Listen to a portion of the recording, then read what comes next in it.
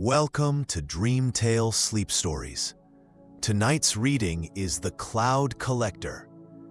Settle into your bed or sofa and let your shoulders, jaw, and eyelids grow heavy. Inhale slowly. 1, 2, 3, and sigh the air away, allowing the day to fade into quiet dark.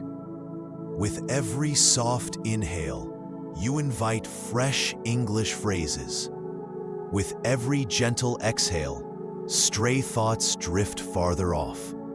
Behind my voice flows a gentle theta-wave melody, renowned for guiding the mind toward deep relaxation. Soon the music will shift into soothing alpha-wave tones, carrying you toward a calm shoreline of dreams. Keep your eyes closed or follow the captions, whichever feels right. Simply receive the rhythm and resonance of the language. Deep in rest, tonight's phrases will take root like seeds, ready to bloom into stronger English skills with the morning light. When you feel settled, hold that unhurried breath and allow yourself to drift into the tale. The Cloud Collector begins now, and when the story's final line has faded, the music will linger a little longer, carrying you gently deeper into sleep. The Cloud Collector. Misaki was a 12-year-old girl who lived in a small town near Mount Fuji. She had a very special secret that nobody else knew. She could collect clouds in glass jars. Every morning, Misaki woke up early to watch the sunrise. She loved to see how the sky changed colors from dark blue to pink and orange.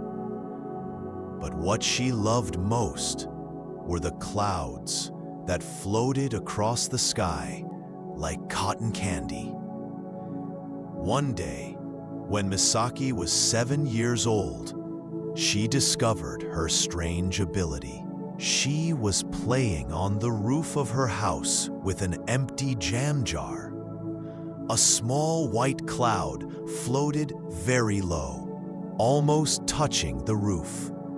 Without thinking, Misaki reached up with her jar and caught a piece of the cloud inside. To her surprise, the cloud stayed in the jar. It was like a tiny piece of white cotton floating inside the glass. Misaki put the lid on the jar and ran to show her mother. "Look, Mom, I caught a cloud," she said excitedly. Her mother smiled and patted her head. "What a wonderful imagination you have, Misaki. That's very creative." But Misaki knew it was real. From that day, she started collecting different types of clouds. She had jars filled with fluffy white clouds from sunny days, gray clouds from rainy afternoons, and pink clouds from beautiful sunsets. She kept all her cloud jars hidden in a secret room in the attic. Nobody went there except Misaki. The room had shelves from floor to ceiling, and each shelf was full of glass jars with labels. Summer morning cloud, July 15th. Rain cloud, September 3rd. Sunset cloud, October 20th. Misaki was very careful about which clouds she collected. She had 3 important rules. First, never take too much from one cloud. She only took small pieces so the cloud could continue its journey across the sky. Second, never collect clouds during storms. Storm clouds were too powerful and dangerous. Third, Always treat the clouds with respect. They were not toys, but pieces of nature. 5 years passed, and Misaki had collected over 300 different clouds. She knew each one by heart and could tell stories about when and where she caught them. One autumn day, dark clouds gathered over the town. Misaki had never seen clouds so black and angry-looking. Thunder rumbled in the distance, and the wind began to blow strongly. I should go inside, Misaki thought. She remembered her second rule about not collecting storm clouds. But as she turned to leave the roof, she saw something strange. One black cloud was moving differently from the others. It was spinning in circles and coming lower and lower. The cloud was beautiful in a scary way. It sparkled with tiny lightning bolts, and its edges glowed with a purple light. Misaki had never seen anything like it. Just this once, she whispered to herself. I'll be very careful. She took her strongest jar, made of thick glass with a metal lid. Slowly, she reached up toward the spinning black cloud. The moment her jar touched the cloud, she felt a shock like electricity run through her arm. The cloud seemed to fight back, trying to escape from the jar, but Misaki held on tightly. Finally, she managed to trap a piece of the cloud inside and quickly close the lid. The jar felt hot in her hands, and the black cloud inside was moving wildly. Hitting the glass walls, Misaki ran to her secret room and put the jar on a special shelf away from the others. That night, Misaki couldn't sleep. She kept thinking about the strange black cloud. At midnight, she heard a noise from the attic. It sounded like something scratching on glass. Quietly, she climbed the stairs to her secret room. What she saw made her gasp. The jar with the black cloud was glowing, and the cloud inside had changed shape. It looked like a small dragon. The tiny dragon was about the size of Misaki's hand. It had scales that sparkled like stars and eyes that glowed golden. It was pressing its claws against the glass and looking straight at Misaki. "Please," a small voice said in her head. "Let me out." Misaki nearly dropped her flashlight. The dragon was talking to her. "Who are you?" she whispered. "I am Kumo, a cloud dragon. I was flying home when you caught me. Please, I need to return to my family in the sky." Misaki felt terrible. She had never caught a living creature before. All her other clouds were just water and air. "I'm so sorry," she said. "I didn't know cloud dragons were real. I'll let you out right away." But when she reached for the jar, Kumo said, "Wait, there's a problem. I've been in this jar too long. I'm too weak to fly back home by myself. I need your help." "What can I do?" Misaki asked. "You must take me to the top of Mount Fuji tomorrow night. That's where the cloud dragons gather during the full moon. My family will be there, and they can help me return to my true form." Misaki looked at the tiny dragon. She had caused this problem, so she had to fix it. "I'll help you," she promised.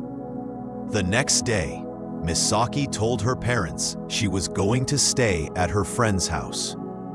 She felt bad about lying, but she couldn't tell them about Kumo. They would never believe her.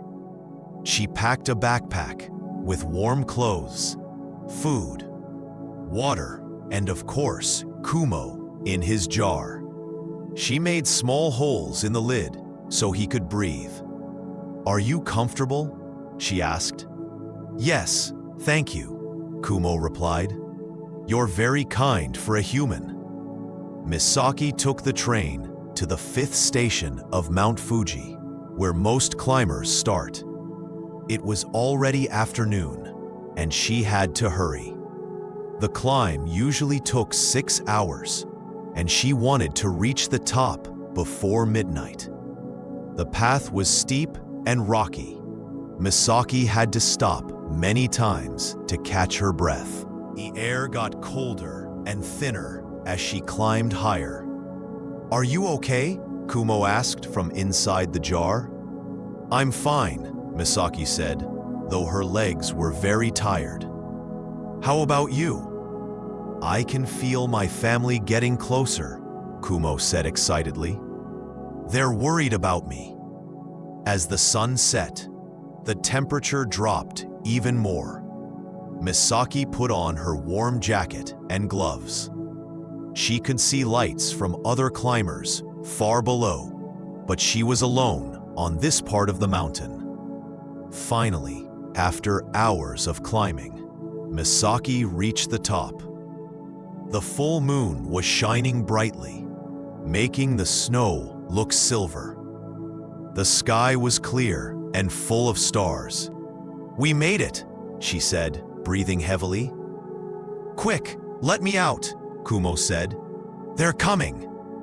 Misaki opened the jar, and Kumo flew out. He was still small, but in the moonlight, his scales shone more brightly. Suddenly, the sky filled with clouds moving in from all directions. But these were not ordinary clouds. As they came closer, Misaki could see they were all cloud dragons. Big ones, small ones, all shimmering with different colors. A large silver dragon landed near them. "Kumo, my child, we found you. Mother!" Kumo flew to the silver dragon. The mother dragon turned to Misaki. Her eyes were kind, but sad. "You are the collector," she said. "We know about you." Misaki felt scared. "I'm sorry, I didn't mean to cause harm." "We understand," the mother dragon said. "You love clouds, just as we do. But you must understand that clouds are not meant to be kept in jars. They need to be free to travel the sky, to bring rain, to create shade, and to paint the sunset." Misaki nodded, tears in her eyes. "I understand now. However," the mother dragon continued, "we can see your heart is pure. You helped our Kumo when you could have kept him. For this, we want to give you a gift."